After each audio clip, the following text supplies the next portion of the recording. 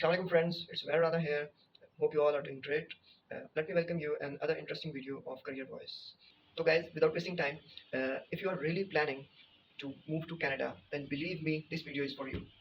If you are confused that whether you should move to Canada or not, then again, this video is for you. And if you are interested in doing masters from Canada, then again, you are on the right track. So to answer this question, I have requested my friend Mr. Mohsin, who is currently doing a professional job in Canada and also providing consultancy to a lot of students worldwide in securing their dreams to Canada. Let's start our podcast and welcome Mr. Mohsin. Assalamualaikum Mohsin भाई, कैसे हैं आप? ठीक हैं? सबसे पहले तो welcome to our channel. वालेकुम सलाम। मैं ठीक, आप कैसे हो? ठीक हो? अल्हम्दुलिल्लाह। अच्छा मोहसिन भाई, आपको तो इस सेशन के बारे में थोड़ा सा बताया था, अपनी ऑडियंस को भी मैं एक मिनट की वीडियो पहले बता चुका हूँ कि इसमें हम कनाडा के बारे में डिस्कस करेंगे। तो सबसे पहले तो आप इंट्रोडक्शन से शुरू करते हैं। आप भी मेरी तरह मेरे साथ ही थे बैचलर्स में, उसके बाद आपने किस तरह आपकी कनाडा पहुंचने तक की जर्नी है, इसको जरा थोड़ा सा हमारी ऑडियंस को बताएं काइंडली। वेल 2019 में ग्रेजुएशन के बाद एज सच मेरा प्लान्स तो नहीं थे। जॉब अच्छी चल रही थी पाकिस्तान में, लेकिन इवेंचुअली कुछ सर्कमस्टांसेस ऐसे हुए, काफ़ी लोग जा भी रहे थे हमारे बैचेस के। तो स्टार्ट में मेरा प्लान यही था कि जर्मनी ऑब्वियसली चीपर है, सब अफोर्डेबल है। तो इवेंचुअली मेरा एक दोस्त जिसने मेरे से जर्मनी की इन्फॉर्मेशन ली थी और वो कनाडा चला गया, तो उसी के थ्रू मैंने भी थोड़ी रिसर्च की। तो अ, बस इस तरह करनी ऐसी हुई कि जर्मनी से पूरे प्लान्स कनाडा स्विच हुए and then I came here in 2022, started my masters here at the University of New Brunswick. Okay, तो यहाँ पर पाकिस्तान में आपकी मैकेनिकल इंजीनियरिंग की डिग्री, तो कनाडा में जो आप मास्टर्स परस्यू कर रहे हैं वो भी related to your basic field? हाँ, कनाडा में मास्टर्स कंपैरेटिवली जो बाकी कंट्रीज़ हैं उस तरह का नहीं होता। यहाँ जेनेरिक मास्टर्स होता है, masters in mechanical engineering, masters in chemical engineering. Compare to बाकी कंट्रीज़ हैं वहाँ सब्जेक्ट स्पेसिफिक मास्टर्स होता है। जैसे प्रोसेस इंजीनियरिंग के प्रोग्राम्स हैं और हमारी थर्मल के प्रोग्राम्स हैं मैकेनिकल इंजीनियरिंग के रिलेटेड। तो यहाँ एक जनरल इंजीनियरिंग के मास्टर्स होते हैं, बाकी उसकी डोमेन्स फर्दर होती हैं। वो ओके ओके, ऑब्वियसली प्रेफ़रेंस पे भी डिपेंड करता है। सही। अच्छा, तो यहाँ पे मास्टर्स का में जाने का क्राइटेरिया क्या है? मतलब एक तो बैचलर्स डिग्री होगी, फिर आईएलटीएस स्कोर, डॉक्यूमेंटेशन, इसके बारे में ज़रा थोड़ा-सा ब्रीफ बता दें हमें, कि क्या-क्या चाहिए होता बेसिक इन्फॉर्मेशन सारी प्रोग्राम की वेबसाइट पे मेंशन है, what the programme requirements are. तो हर यूनिवर्सिटी की एक तो आइल्स की रिक्वायरमेंट डिफरेंट होगी। It can be 7 bands overall, it can be 6 and half, it can be more than 7। तो वो हर प्रोग्राम टू प्रोग्राम और यूनिवर्सिटी टू यूनिवर्सिटी वेरी करती है। इंजीनियरिंग प्रोग्राम्स की ज़्यादातर जो है आइल्स रिक्वायरमेंट्स वो 6 एंड हाफ 7 होती है। मेरे केस में 7 थी। बाकी जो बेसिक रिक्वायरमेंट्स होती हैं अपनी एसओपी हो, ट्रांसक्रिप्ट्स रेडी हों आपकी, आपको रिकमेंडेशन लेटर्स चाहिए होते हैं अपने प्रोफेसर से, वो भी 2 या 3 आपको चाहिए होते हैं। बस ये बेसिक जो भी हर यूनिवर्सिटी की, इवन आप कनाडा में नहीं भी करते तो इवन यूके है, जर्मनी है, तो ये सेम ही रिक्वायरमेंट्स होती हैं। है? बस ये है कि आपको खुद ही थोड़ा बहुत रिसर्च करनी पड़ती है, क्योंकि कैनेडियन यूनिवर्सिटीज़ की जो डिटेल्स हैं वो अवेलेबल नहीं है कंपेयर टू बाकी जो कंट्रीज़ की यूनिवर्सिटीज़ हैं उनकी। सही।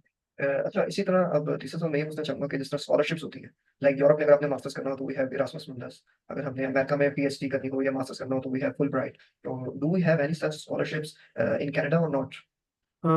इतने लार्ज स्केल पे तो स्कॉलरशिप्स कनाडा में नहीं है। कनाडा में स्कॉलरशिप्स होती हैं department based and professor based. तो जब आप यहाँ पे आ जाती हो तो फिर फर्दर आप एलिजिबल होती है बाकी स्कॉलरशिप्स के लिए। डिपार्टमेंटल स्कॉलरशिप्स हैं, प्राइवेट स्कॉलरशिप्स भी हैं, but you have to be enrolled into a particular programme to be eligible for those scholarships. तो वैसे जो है स्टैंडर्ड जो कैनेडियन स्कॉलरशिप जिस तरह का पूरा इंफ्रास्ट्रक्चर डिज़ाइंड है वो ये है कि आपने प्रोफेसर्स को रीच आउट करने हैं। Professors will get you the scholarship, ठीक है? तो ओके, आपने प्रोफेसर के थ्रू अप्लाई करना है। अगर आप थीसिस बेस्ड में आना चाहते हो, doesn't matter if it's masters और पीएचडी, तो professor will get you the scholarship, क्योंकि उसके पास अपनी फंडिंग भी होती है प्लस डिपार्टमेंट की फंडिंग होती है। तो वो आपको ऑफर दे देता है थ्रू आउट आपके प्रोग्राम की कि मैं आपको एनुअल इतनी फंडिंग दूंगा, you just have to apply for your visa and then come here and start your masters और पीएचडी। तो इस तरह जैसे फुलब्राइट है उस तरह की कोई कनाडा में अपॉर्चुनिटीज़ नहीं होती। ओके, कुछ इंटर्नशिप्स हैं, for example I have heard about Mitacs scholarship. It's an internship. तो आप एक समर इंटर्नशिप करते हो और which is actually a good opportunity to get Canadian work environment experience and then eventually you can start your masters or PhD under the same professor. तो एक industrial based project होता है which you do at a university under a certain professor. तो बाकी ऐसा इस तरह की कोई अपॉर्चुनिटीज़ नहीं है जैसे बाकी कंट्रीज़ में होती हैं। Fine fine. अच्छा, अब हम थोड़ी सी अकोमोडेशन और लिविंग एक्सपेंसेस पे बात कर लेते हैं। लाइक हमने सुना है कि यूरोप और ऑस्ट्रेलिया चीप है, बट यूके और कनाडा थोड़ा सा महंगा है। तो इस बारे में आप क्या कमेंट करना चाहेंगे कि अकोमोडेशन, लिविंग एक्सपेंसेस, ये सारा कुछ किस लिहाज से हम कनाडा को देखते हैं इस बारे में? I'm not certain about Australia और यूरोप, पर्टिकुलरली मैं कनाडा का ही बताऊंगा कि कनाडा जो एक्सपेंसेस हैं वो मैटर डिपेंड करते हैं आप किस प्रोविंस में सिटी। हर प्रोविंस के डिफरेंट टैक्स रूल्स हैं, डिफरेंट आपकी अर्ली वेजेस हैं। और वो पर्टिकुलरली मैं जिस प्रोविंस में रहता था वो अकोमोडेशन वाइज चीपर था। अब जैसे आप टोरंटो में रहते हो, ओंटारियो के बड़े सिटीज़ में, ब्रिटिश कोलंबिया के बड़े सिटीज़ हैं, सरे है, बीसी, वैंकूवर है, इस तरह विक्टोरिया है। तो यहाँ पे अकोमोडेशंस आपको काफ़ी एक्सपेंसिव मिलती हैं, $1000 इवन 1100-1200 का आपको सिंगल रूम मिलता है। तो लोग स्टूडेंट शेयरिंग में रहते हैं, दो लोग माय इकट्ठे गॉड। रहते हैं, तो वो भी $700-800 दे रहे होते हैं। लेकिन जो छोटे प्रोविंसेस हैं वहाँ पे आपको 600 में भी रूम मिल जाता है, 500 में भी मिल जाता है रूम, $500 इट्स कैनेडियन डॉलर्स। तो अ, और आपकी ग्रोसरीज ये वो सारा कुछ आप इजीली ही मैनेज कर सकते हो through your part time jobs. तो ओके 20 आवर्स आपको अलाउ होता है कनाडा में। आउटसाइड आपको 24 आवर्स पर वीक अलाउ है आउटसाइड कैंपस। ओके और इनसाइड कैंपस आप कोई भी जॉब कर लो, उनके आवर्स काउंट नहीं होते। So technically you can work as much as you want at your campus and then you can work 24 hours on top of that outside your campus. तो आप एक अच्छी इनकम बना सकते हो और इजीली आप गुजार सकते हो एज अ स्टूडेंट। ओके। सो जब एक्सपेंसेस की बात हो ही रही है, तो मेरे ख्याल से एक पॉइंट जो हम पहले मिस कराया था उसको भी कवर कर लेते हैं कि अब जब जिसने आपने कहा कि स्कॉलरशिप्स कोई प्रॉपर नहीं है कनाडा में, और आपको इवेंचुअली पहले वहाँ जाना पड़ता है, देन यू कैन सर्च के कोई कौन-कौन से मेरे पास ऑप्शंस अवेलेबल हैं स्कॉलरशिप्स के।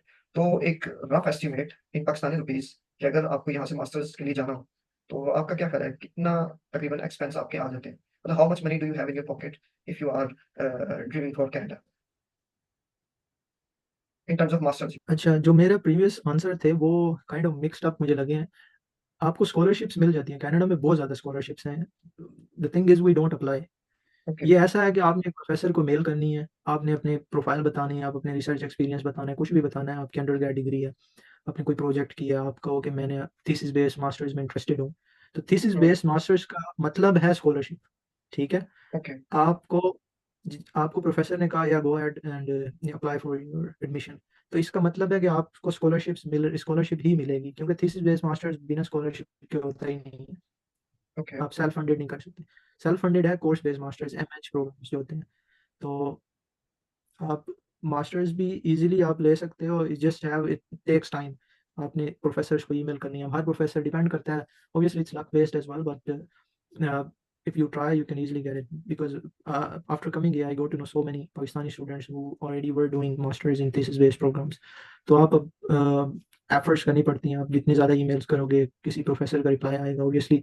बाकी फॉर्मल प्रोसेस वही है, इंटरव्यू होगा and if he decides to offer you the TAship or GRAship, graduate research assistantship, तो eventually it's a scholarship। और जो बाकी scholarships मैंने मेंशन किए हैं वो on top of this scholarship है। तो आपको ये एक सर्टेन अमाउंट आ रही होगी which is obviously it's a handsome amount. आप इजीली स्मॉल फैमिली सर्वाइव कर सकते हो। बाकी जो वो स्कॉलरशिप्स हैं वो डिफरेंट है, वो आपको एडिशनल पैसे उससे मिलेंगे। और बाकी जो है talking about course based programmes, तो ये फिर वही बात है कि कोर्स पे डिपेंड करता है। मास्टर्स इंजीनियरिंग के चीपर होते हैं compare to management masters MBA और बाकी जो आर्ट्स बेस्ड प्रोग्राम्स हैं उनके। फिर यूनिवर्सिटी पे मैटर करता है कि आप किस यूनिवर्सिटी में एडमिशन करें। Every university has a different fee structure. For example University of Toronto Canada की सबसे एक्सपेंसिव यूनिवर्सिटी है। प्रॉब्ली ईच ईयर उसकी फीस है 40,000 के अराउंड, अबाउट $40,000। इसी तरह comparatively University of New Brunswick है, उसकी फीस है $19,000 for your whole masters programme engineering based. बाकी यूनिवर्सिटीज़ हैं, न्यू फाउंडलैंड है, Memorial University of Newfoundland है, उसकी $25,000-26,000 की डिग्री हो जाती है। तो ये फिर वही बात है कि प्रोग्राम टू प्रोग्राम और यूनिवर्सिटी टू यूनिवर्सिटी वेरी करता है। अंडर करंट सर्कमस्टांसिस जो जीआईसी की रिक्वायरमेंट्स हैं, एसडीएस में आपने वीज़ा अप्लाई करना होगा, ब्लॉक करने के लिए, and then on top of that you have to pay your first year of university fee और प्रोग्राम फी। तो वो डिपेंड करता है आप कौन से प्रोग्राम में है। Let's say if it is $12,000 per year, तो 20,000 प्लस 12,000, ऑलमोस्ट $32,500 आपको चाहिए, जो कि ब्लॉक होंगे आपके पाकिस्तानी अमाउंट। अच्छा। बाकी जो है ये आपको इन हैंड चाहिए, प्लस आप एडिशनल जो भी वीज़ा प्रोसेसिंग में फीस आएगी वो इतने ज़्यादा नहीं होती, $1,000 होगी मैक्सिमम। तो इतनी अमाउंट आपको चाहिए अंडर करंट सर्कमस्टांसेस कनाडा में मास्टर्स के लिए। ओके ओके, वैसे ये बहुत बल्क अमाउंट है। तो अब इतनी बल्क अमाउंट लगा के अगर स्टूडेंट आया है, उसने मास्टर्स कर लिया कनाडा में, so what do you think what is the post masters scenario, मतलब उसके बाद यहाँ पे किस तरह की अपॉर्चुनिटीज हैं, वीजा दोबारा मिल जाता है 2 साल का, या क्या सिनेरियो होता है उसके बाद? अच्छा, जो लास्ट ईयर तक था रूल्स ये थे कि if you study 16 months in a post graduate diploma और masters, you get 3 years work permit. तो अभी जो है, अभी आप कोई भी master, even if it's a 1 year program, even if it's a two, तो you will get 3 years of work permit। Okay. तो हर मास्टर्स का 3 year वर्क परमिट है। प्लस अब जो जॉब्स की सिनेरियो है वो डिपेंड करता है, if you have an experience from Pakistan obviously will help you during your interview phase as well. But यहाँ पे प्रोग्राम ऐसे डिज़ाइंड है कि आपको इंटर्नशिप्स कर सकते हो आप ड्यूरिंग स्टडीज़, आप एक इंडस्ट्री के साथ एज अ इंटर्न काम करते हो, and then obviously those companies prefer you for full time jobs as well in the longer run। तो जब आप ग्रेजुएट होते हैं तो आपके कनेक्शंस ऑलरेडी डेवलप हो जाते हैं उस कंपनी के साथ, तो मोस्ट प्रोबब्ली वही कंपनी ही आपको फुल टाइम हायर कर लेती है। Even if you didn't do any co-op internship, you still have chances। It's not like you need to have your degree in hand to be eligible to apply for full time jobs। तो जब आपके पास degree हो तो आपकी skills पे भी depend करता है, बट ये है कि वन वे और अनदर वे आप एफर्ट्स पुट करते हो तो आपको रिजल्ट्स उसके नजर आने लग जाते हैं विद टाइम। ओके, तो मैं ये बोलना चाहूंगा कि ये तो आपका एक पाथवे था कि आपने मास्टर्स के लिए अप्लाई किया and then eventually you get to job in Canada. तो अगर एक स्टूडेंट है या एक बंदा जो कि ऑलरेडी जॉब कर रहा है, वो डायरेक्ट विदाउट मास्टर्स या मास्टर्स नहीं डायरेक्ट वैसे कनाडा आना चाहता है, so do you think it is possible, और इसका क्या सिनेरियो होता है, अगर इस बारे में आपको कोई इन्फॉर्मेशन हो तो? यार, करंट जो सर्कमस्टांसेस चल रहे हैं, इट्स इम्पॉसिबल, ठीक है, okay. unless if you have a healthcare experience, if you are a doctor, engineer, physiotherapist, veterinary doctor, and you have more than 3 years of work experience, okay. then maybe you can get a PNP nomination and then you can come here as a PR। तो बाकी कोई भी इस तरह का programme अभी नहीं चल रहा कैनेडियन गवर्नमेंट का कि आपको फेडरल एक्सप्रेस एंट्री के थ्रू आपको PR बार से ही मिल जाए, क्योंकि ऑलरेडी ही यहाँ पे बहुत से लोग हैं जो इमिग्रेंट्स हैं जो टेम्परेरी रेजिडेंट वीज़ाज पे हैं। तो कैनेडियन गवर्नमेंट की जो प्रेफरेंस अभी करंटली चल रही है वो लोकल्स को जो ऑलरेडी हैं उनको PR के लिए नॉमिनेट करने के प्लान्स हैं आगे फॉर नेक्स्ट 2-3 years। ओके। तो जो अभी जो प्रोविंशियल नॉमिनेशंस की कैनेडियन जो है कैनेडियन एक्सप्रेस एंट्री की कैटेगरी बेस्ड ड्रॉज भी आते हैं जिनमें, तो वो डिपेंड करता है कि आपकी एक्सपीरियंस क्या है। अब हेल्थ केयर की जो ड्रॉ है स्टेम कैटेगरीज में, स्टेम एक है, हेल्थ केयर दूसरी है, उसमें जो पॉइंट्स हैं वो ऑलमोस्ट 440 चल रहे हैं। अब anyone who has 3 years of work experience and have a master's degree in Pakistan, okay. he or she can get 440 points in express entry। You can calculate your score in CRS calculator, just have to Google। तो आपको health care में experience है तो there are chances, but except health care there is very minimal chance to okay. get nomination either from a province or directly from express entry। अगर कोई भी इस तरह कह रहा है कि मिल जाएगी और आपने पैसे लगाने हैं किसी कंसल्टेंट के थ्रू, तो वो इट्स ऑल योर चॉइस, लेकिन जो मैं देख रहा हूँ currently it's impossible nowadays unless if you have someone who has a business here, he can get you a LMIA work permit and then you can come here on a job। फिर different scenarios होंगे, लेकिन okay. Formally जो तरीका है उसका formal नहीं है। वे में आना बहुत it's next to impossible. Okay.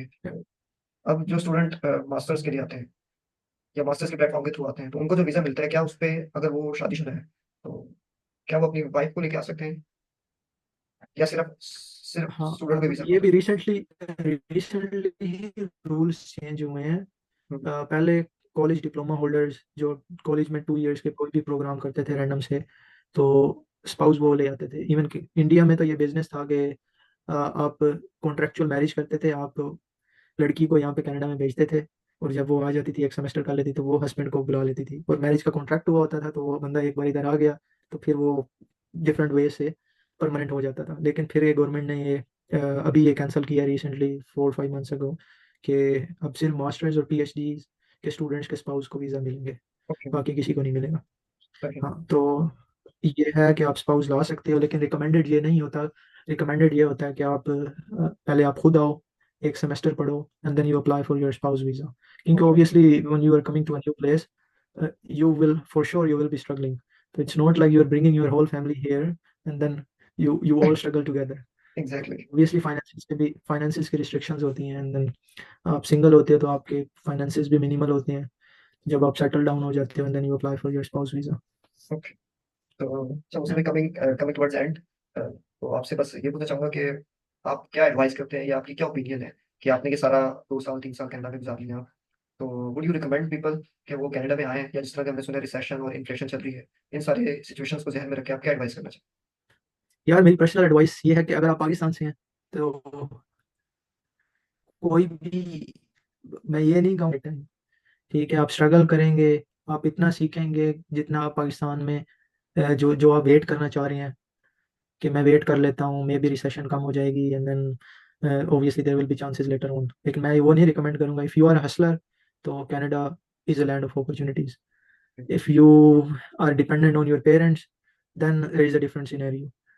As long as आप समझते हैं कि आप एफर्ट्स पुट कर सकते हैं and then you can survive in any environment, तो कनाडा बेस्ट जगह है। आपको बहुत एक्सपोज़र मिलेगा डिफरेंट चीज़ों का, डिफरेंट लोगों से बातें करोगे, डिफरेंट इन्वायरमेंट के थ्रू आप गुजरोगे, harsh environment, harsh live for sure, और मैं पर्सनली इसकी एग्जांपल हूँ। तो बाकी ये है कि मैं तो रिकमेंड करता हूँ जो भी मेरे से पर्सनली भी पूछता है कि obviously Canada is a land of opportunities. Okay. So that's all for today. तो मुस्लिम भाई, आपका बहुत बहुत शुक्रिया कि आपने अपना टाइम निकाला अपने इस बिजी सिनेरियो में से और हमारे साथ ये सारी इन्फॉर्मेशन शेयर की। तो उम्मीद है कि आपने भी इस सेशन को एंजॉय किया होगा। नहीं, नहीं, थैंक यू यार, thank you ma'am for sure. नहीं, अच्छा लगा काफ़ी टाइम बाद, होपफुली इंटरव्यू के थ्रू काफ़ी लोगों को इन्फॉर्मेशन मिलेगी and then maybe if you have more questions do get back to me. Okay जी, इंशाल्लाह, तब तक के लिए अल्लाह हाफिज़। तो friends, hope you guys enjoy the video, and हमेशा की तरह I really appreciate your comments, and if you want more content like this then please like the video and subscribe the channel. तब तक के लिए take care of yourself. अल्लाह हाफिज़.